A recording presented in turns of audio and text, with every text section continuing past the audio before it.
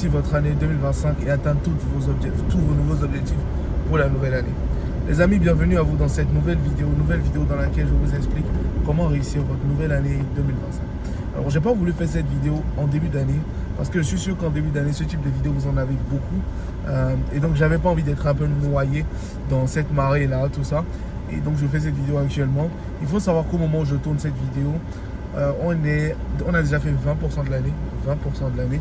Et ça me fait réaliser à quel point ça passe vite. Une année, ça passe très très vite. Et quand vous n'avez pas les bonnes astuces et techniques, vous finissez l'année, vous faites votre bilan de fin d'année, mais vous êtes toujours au même niveau, vous n'avez pas bougé d'un pouce, ou bien même encore, vous n'avez pas atteint les objectifs que vous êtes fixés. Et dans cette vidéo, je me charge de vous montrer, de vous donner quelques astuces pour vous permettre de réussir votre année 2025 et d'en faire probablement la meilleure année de toute votre vie. Alors avant de commencer, j'ai envie de vous expliquer déjà, c'est quoi une nouvelle année? Il y a beaucoup de gens qui font cette confusion là par rapport à 2025, 2026, 2024, etc. Vous devez comprendre déjà que la nouvelle année, c'est une illusion temporelle. Pourquoi c'est une illusion temporelle? Parce qu'on vous parle de l'année 2020, l'année 2021, l'année 2025, etc. Mais en réalité, techniquement, il n'y a aucune différence. Ce qui va se passer en 2025, c'est ce que vous n'avez pas terminé en 2024. C'est ce que vous avez commencé en 2024 que vous allez terminer en 2025. Donc en réalité, il n'y a pas de nouveauté. Mais techniquement, les gens, quand on entre dans une nouvelle année, ils prennent de nouvelles résolutions, ils veulent atteindre de nouveaux objectifs. Et c'est très bien, c'est un bon tremplin pour vous de peut-être corriger les habitudes que vous aviez, d'instaurer de nouvelles habitudes, etc. Mais dans cette vidéo, je vais vous expliquer déjà comment vous pouvez faire déjà pour faire en sorte que cette année soit différente. Mais déjà, avant de commencer, retenez déjà que 2025, c'est la continuité de ce que vous avez fait en 2024. Et la bonne chose avec tout ça, c'est que même quand vous êtes dans une continuité de mauvaises actions, il suffit juste que vous preniez les bonnes actions et votre année change. Et vous pouvez shifter en fait les choses. Donc, première résolution, première astuce que vous pouvez utiliser pour rendre cette année incroyable, c'est déjà commencer à pratiquer la gratitude. Qu'est-ce que je veux entendre par commencer à pratiquer la gratitude? Il y a beaucoup de gens, je vois beaucoup de gens se plaindre d'absolument tout dans leur vie. Alors qu'en réalité, ces personnes ne réalisent pas la chance qu'ils ont de respirer. Moi, il y a quelques années, j'étais vraiment malade pendant au moins 6 mois, 5 mois. Et je faisais des traitements, ça ne marchait pas, je ne guérissais pas, etc. Et ça m'a fait réaliser à quel point le souffle de vie, c'est un cadeau. Et ça m'a fait réaliser à quel point on est très fortuné d'avoir la respiration. On est très fortuné d'avoir la respiration.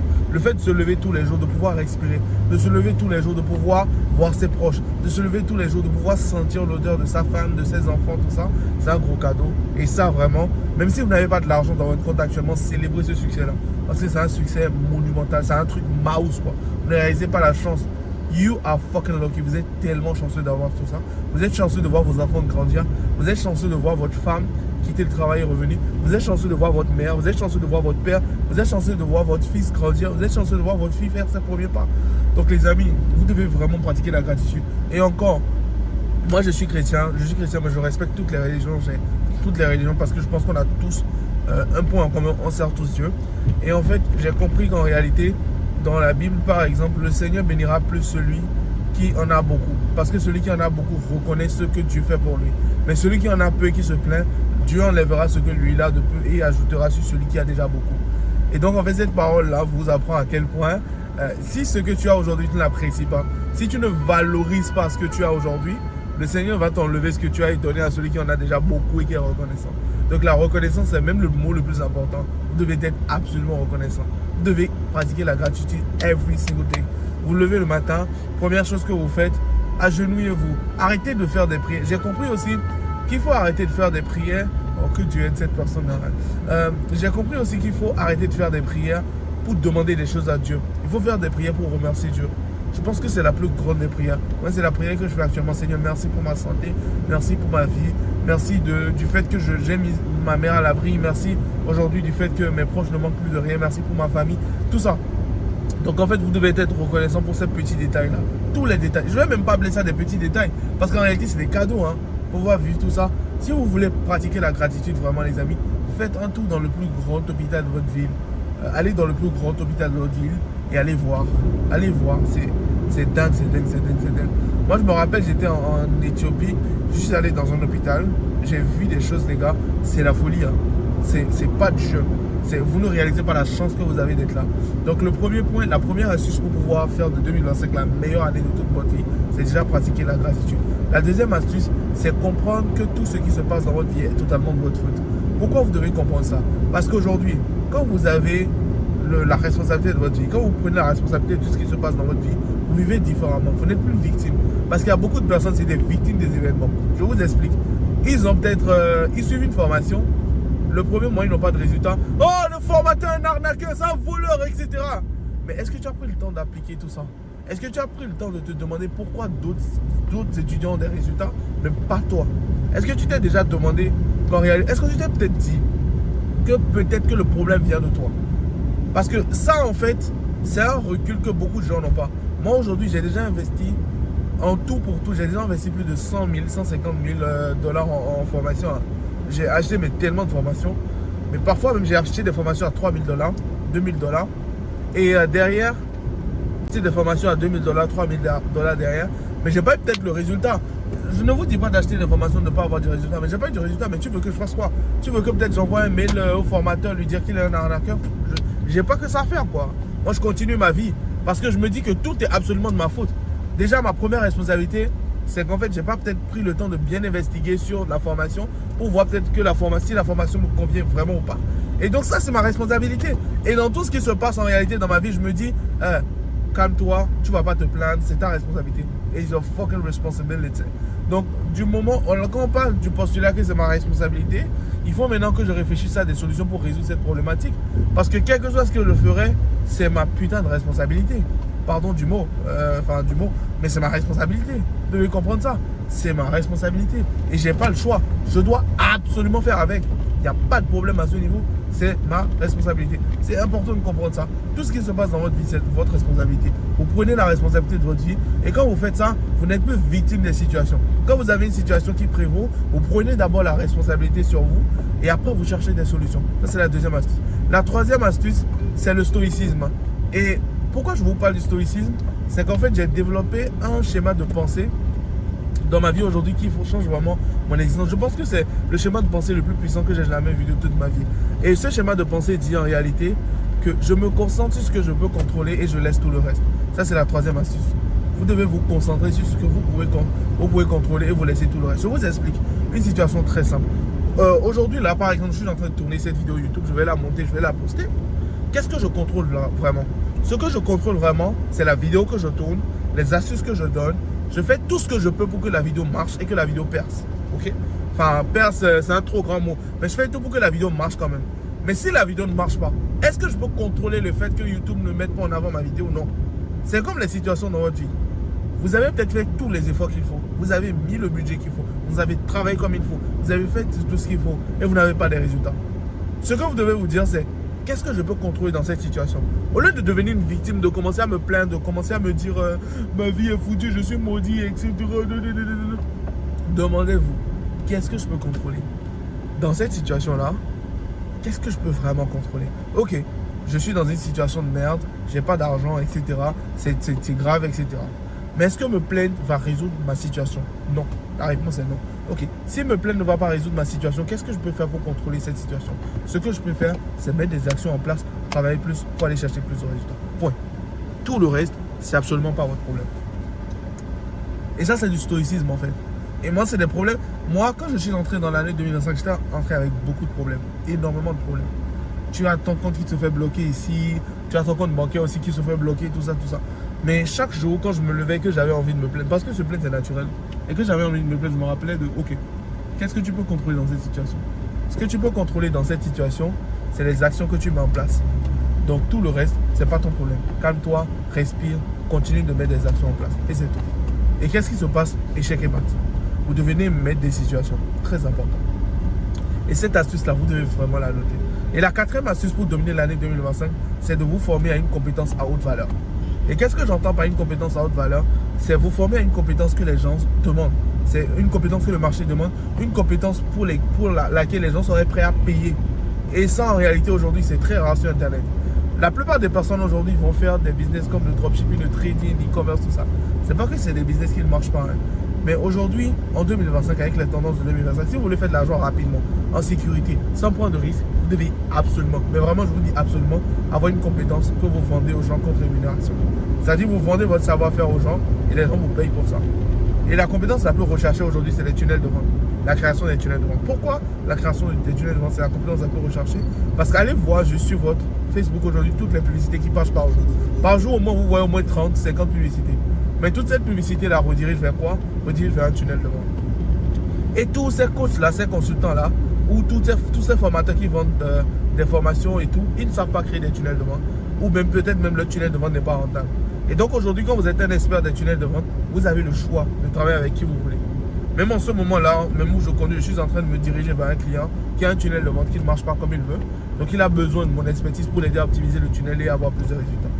Et quel que soit le budget que je lui demande, il va payer parce qu'il est dans une difficulté où il réalise en réalité que je suis l'expert qu'il lui faut pour lui donner la solution à son problème. Et donc aujourd'hui, je vous invite aussi à être pareil. Devenir des experts de tunnel de vente, c'est comme si vous avez une clé que les gens recherchent pour ouvrir plusieurs portes. Vous avez une clé universelle. Et donc quand vous développez cette compétence-là aujourd'hui, vous pouvez travailler avec n'importe qui, absolument tout le monde. Peut-être vous pouvez travailler avec les hôpitaux, les agences, les marketeurs, les vendeurs de formation, les coachs en e-commerce, en trading, tout le monde. Et l'avantage aussi avec ce domaine, c'est qu'il n'y a pas beaucoup de concurrence. Il n'y a pas beaucoup de personnes qui savent faire ce métier-là. C'est pour ça aujourd'hui que moi je dis des tarifs et que les gens me payent quand même. Parce que je n'ai pas de concurrence. Je suis l'un des meilleurs et pourquoi pas le meilleur en Afrique. Donc c'est très important de développer une compétence à haute valeur. Et la compétence dont je vous parle ici, c'est les tunnels de vente. Si vous voulez développer la compétence de funnel building, mon programme pour le moment est fermé. Mais si vous avez un message intéressant, vous avez de vrais objectifs, que vous voulez vraiment atteindre des résultats, réservez un appel avec un membre de mon équipe. Un membre de mon équipe vous aura au téléphone et on va voir si vous avez de vraies motivations, vous voulez vraiment atteindre des objectifs bien précis. Et si vous êtes vraiment dans la motivation, vous voulez vraiment atteindre des résultats, que vous avez une histoire qui nous touche, on vous ouvrira le programme en accès spécial. Donc réservez un appel tout de suite maintenant. On prend peut-être quelques appels pour le moment. Donc n'hésitez pas à réserver votre appel rapidement pour ne pas manquer de place parce que souvent on ferme souvent le programme, etc. Donc réservez un appel pour parler avec un membre de mon équipe. Donc ça c'est la 4e astuce. La 5e astuce, c'est d'apprendre à être un homme de valeur ou une femme de valeur. Qu'est-ce que je vais entendre par apprendre à être un homme de valeur ou une femme de valeur? Il y a beaucoup de personnes qui gagnent de l'argent. En réalité, je vous dirais, dans l'équation, le truc le plus simple peut-être, c'est gagner de l'argent. Parce que les gars, gagner de l'argent, c'est hyper simple. C'est très simple. C'est pas du tout difficile. Dans le sens où, pour gagner de l'argent, c'est très simple. Vous apportez des solutions à des problèmes. Et les gens vous payent pour ça. Donc en réalité, gagner de l'argent, c'est, je ne vais pas dire c'est un jeu d'enfant, mais c'est pas aussi difficile que ce que vous pensez. Pour gagner de l'argent, c'est pas compliqué. Maintenant, quand vous gagnez de l'argent, le plus important dans la vie, c'est pas forcément l'argent, c'est pas que l'argent, mais il faut aussi être un homme de valeur. Parce qu'il y a des gens qui gagnent de l'argent, qui ont peut-être fait du dropshipping, de l'e-commerce, qui sont tombés sur un bon filon, qui ont gagné de l'argent, mais dans la vie, c'est des personnes qui ont zéro conversation.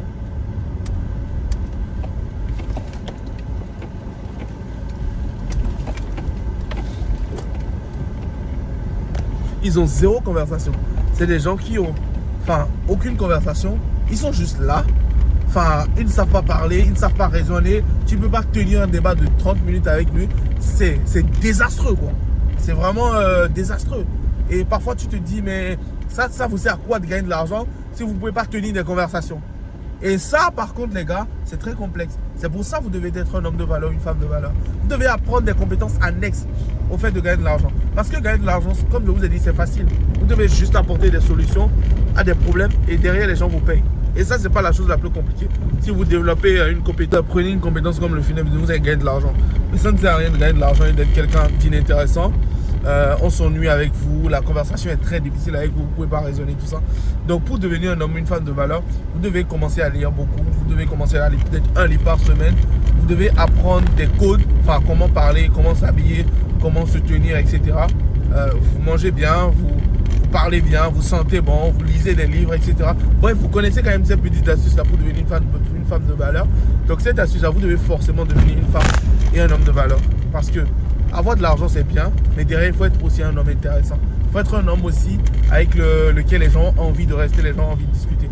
Et la 6e astuce pour pouvoir réussir votre année 2025, c'est apprendre à réseauter. Je pense que réseauter, ça a une capacité. Je pense que c'est même une discipline à part. Comment vous devez réseauter? Allez dans des événements où il y a des gens intéressants. Vous voyez, peut-être bientôt je vais organiser un événement de partout en Afrique. C'est un programme que je suis en train de développer avec mon équipe aujourd'hui. On va commencer au Bénin, on va partir au Togo, on va venir en Côte d'Ivoire, au Sénégal, etc. Si vous voulez que je vienne dans votre ville, n'hésitez pas à me le dire dans les commentaires, etc. On va faire le tour de l'Afrique pour présenter les opportunités sur Internet aujourd'hui, etc. Donc, venez à ce type d'événement-là, parce qu'à ce type d'événement, vous pouvez rencontrer beaucoup de personnes. Moi, aujourd'hui, je suis déjà allé à des événements où j'ai payé peut-être du 300 ou 400 euros. Mais les gens que j'ai rencontrés à cet événement, c'est des pépites, quoi. C'est des gens qui m'ont rapporté peut-être des centaines de milliers d'euros plus tard. Donc, c'est très important pour vous de réseauter. Parce qu'il y a une citation en anglais qui dit « Your network is your net worth ». Ça veut dire quoi? Ton réseau est ta fortune. Donc, plus tu as des gens intéressants dans ton réseau, plus tu as des opportunités de pouvoir faire de l'argent. C'est très important pour vous d'avoir des gens super intéressants dans votre réseau. Très important. Des gens super intéressants. Vous allez rencontrer des gens. Meilleure astuce pour pouvoir réseauter, c'est très simple. Vous rencontrez quelqu'un qui vous inspire beaucoup, faites-lui un compliment sur son vêtement. Bonjour monsieur Antori, j'adore votre chemise, j'adore votre chemise, etc. Vous lui faites un petit compliment. Tout le monde est sensible au compliment, il va vous dire ah ouais, merci pour le compliment, etc. Et vous pouvez engager la conversation comme ça. Vous lui dites un peu peut-être ce que vous faites aujourd'hui, etc. Les solutions que vous apportez. Et faites-lui un compliment. Tout le monde adore les compliments, tout le monde aime se faire complimenter. Et là, vous pouvez vraiment créer des relations solides. Donc les amis, j'espère que cette vidéo vous aide. N'hésitez pas à vous abonner, réserver un appel avec un membre de mon équipe comme on a dit, pour qu'on puisse voir si on vous ouvre le programme. Et aujourd'hui, je n'ai pas fait la vidéo avec mon micro-cravate parce que j'étais vraiment pressé pour mon rendez-vous aujourd'hui. Donc j'ai pas eu le temps de mettre mon micro, tout ça. J'espère que vous aimez la vidéo. J'ai remarqué déjà que vous aimez ce format. Donc on va continuer. Je vous remercie. Prenez soin de vous. On se dit à très bientôt dans une prochaine vidéo. Ciao.